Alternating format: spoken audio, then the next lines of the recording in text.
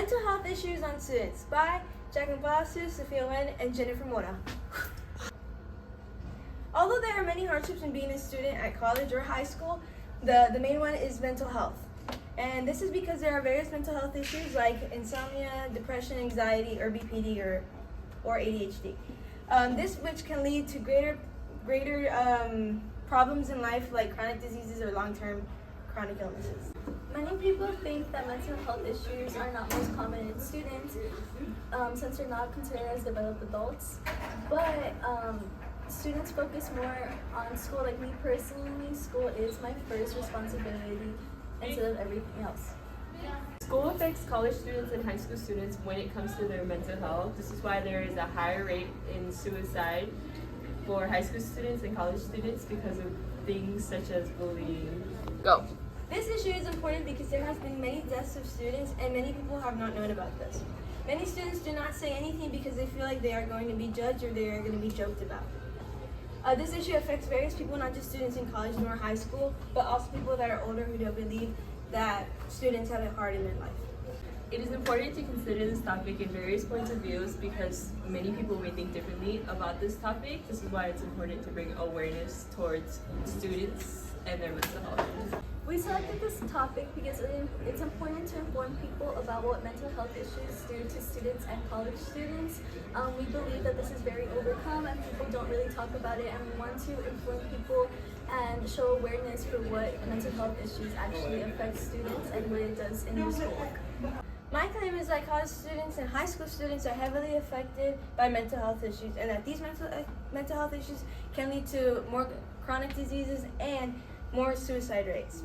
The argumentation mode I chose was proposal mode, and this means my essay talks about some of the ways how to prevent mental health issues or how to prevent of students getting more hurt by this. My argumentation is that college and high school students have various problems, but one of the main ones is mental health. And there's many people that do not believe this, and people should actually really pay attention to how to make a student feel welcomed and how to make them feel less sad. I chose this argumentation mode because I feel like I should add a proposal on how to be able to help a college student and a high school student and what to do as a community and not just as an individual. Also, I forgot to add, but in our psychology class we learned that during this process when they're in college, they start going through this midlife development, so it's a really hard process to go through, and the mental health issue adds more to it. My claim is understanding what mental health actually is and helping teachers understand what effect it can have on students. The common mental health issues that students usually have are ADHD, depression, anxiety, OCD, and PTSD. Here are some of the percentages of students that are affected with mental health issues, and these are the people that are diagnosed. Don't forget that there's a bunch of people that do not have diagnosis, and that can add more to it. Depression is a mental health disorder characterized by persistent depressed moods or loss of interest in activities. This can cause not motivation in school, not having interest, and overall just feeling down and feeling not the need to come here and not having school as one of their main priorities. ADHD is a chronic condition including attention difficulty, hyperactivity, and impulses. This can cause it hard for students to fully focus and grasp on what's being taught in classrooms, and also in younger ages they can be counted as hyperactive and not being able to sit still all the time. OCD affects obsessions and compulsions, which can make it harder for a student to concentrate in schoolwork due to their mind focusing on other things. So if a student is having an obsessive thing in their mind, they can mostly focus on that instead of doing their schoolwork, which can be really hard for a student to fully grasp what's going on. PTSD affects students in the way of being anxious, angry, being detached, and seeming depressed. This can also be affected by doing teamworks and everything. If they feel angry, being detached, they wouldn't really want to be with anyone else, so just kind of want to be to themselves. Anxiety is intense, excessive, and persistent worry and fear about everyday situations. This can cause it hard for a student to be in large crowds or even going to school because they constantly feel anxious and feel like something is going to happen. My mode of argumentation that I chose in my essay was evaluation, which is the claim about the quality of something, whether it's negative or positive. In my essay, I wrote about how social media can affect a person's mental health in high school. If you're on your social media, many girls can be insecure of the things that are posted on social media. which I talk about the good and the bad of social media, which good ways you can contact old friends, talk to people on social media. Bad ways is just the unexpected lifestyle that is posted on social media that is unachievable to achieve. And my claim is that many high school students across the world is affected by mental health, not just students in the US, but students in across the world. In my research findings, this article written by Heather Gilmore called Positive Mental Health and Mental Illness. In her article, she writes about the different age groups that are affected by mental health and compares the rates and how each type of mental health is different and how it affects a person differently. I use this in my article to show the percentages in high school students that are affected by mental health and how it has dramatically increased. Also, my teammate Jennifer used it in her essay to explain the different types of mental disorders and how it affects people. As my research findings, I use this link or this website by Limon P. and Toto GA. In this source, it talks about the factors that contribute to the development of these mental health issues and how these factors have become worse and worse. So, how the mental health issue has began since junior high and it goes to high school or it goes to college or vice versa like that. As I read this article, I am going to talk about the factors and the way it had affected our lifestyle. I'm also going to talk about the types of mental health issues there is, like depression, anxiety, ADHD, and so on, and how students keep dealing with this and how do they live this lifestyle with them. This source is reliable because it has a lot of information regarding all these factors and how they contribute to the mental health issues of students, and not just students but also college students, and how it affects them in their long-term goals that they have for them. In my source findings, I use an article by Francesca Cornalia. I provided the link below of what article I have used. In this source, it talks about what mental health is and how it affects students and how it's developed at a younger age. I use this source to provide information on how someone might feel when they're dealing with specific mental health issues and the impacts it might have. My groups also use this by providing examples and quotes from the article about what mental health is and what impacts it might cause for someone that is dealing with these specific mental health issues.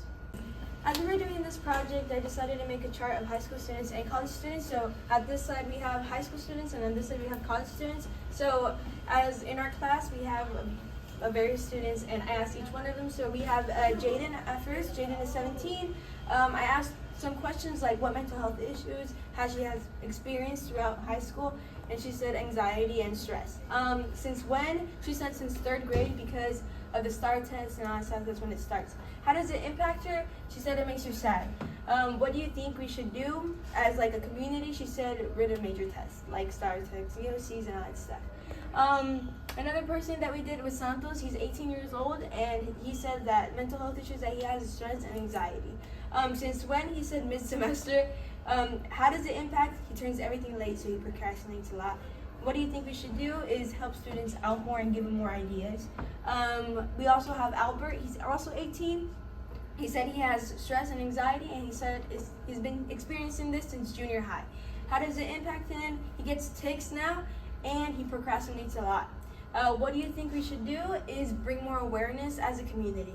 For college students, I got Jen, which is our partner. For 17, what mental health issues has they caused on her? She said BPD and anxiety and ADHD, which I didn't put on there, but she does said that. Since when? She said since junior high. And how does it impact? She said she changes mood a lot whenever it depends on BPD. Anxiety, it makes her worry a lot, and ADHD, she can't really concentrate, and she procrastinates a lot as well. What do you think we should do as a community? She said bring more awareness and let more teachers know about it. For Angelique, she's 19, she graduated last year, and I sent her a message and I told her what mental health issues had she gone, and she said depression and anxiety. Since when? She said since high school it started for her. And how does it impact her? She has got an procrastination, and she's been sad a lot, and she worries a lot with her thoughts. What do you think we should do is help more students and make them know more about this? My reflection over the signature assignment. What was it like to research as a group? It was way more easier researching as a group than working individually. Using and agreeing with our argumentation was a great help in writing my essay. How is researching as a group different from researching individually? Researching as a group was different in many ways. Like my partner has found links that I've used and my links that they have used. What are some of the benefits of collaborative research? Some of the benefits is finding research that can be used in your argumentation from a different perspective, so you can use it as a counter argument or an argument. Was each team member able to contribute equally and fully to this project? I think everyone in my group contributed equally to this project, finding time to just finish the project. Questions. What was it like to research as a group? Was it easier or more difficult to write the essays after researching as a group? Yes, I found it easier for me, and I think for everybody else, to be in a group and to be able to be part of a great team.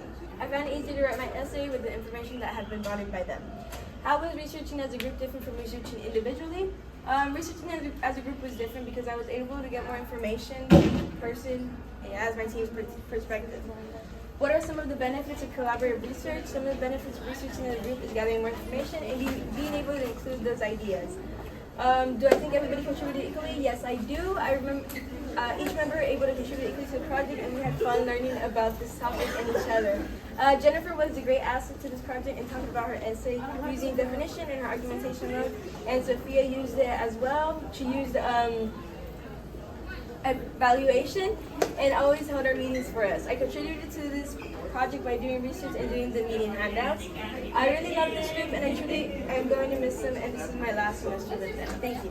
What was it like to research as a group? Was it easier or more difficult? For me personally, it was easier because I got to help from my group and I got more different insights and different sources that I wouldn't have picked out. How was researching as a group different from researching individually? Researching in a group was different than researching alone because I had different access and sources and ideas that my team provided.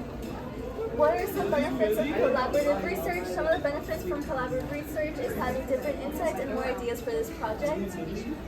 Was each team member able to contribute equally as fully to this project, and how did each team member contribute to the project overall? Each team member contributed by turning in our assignments on time and helping each other to our best abilities and keeping each other on track.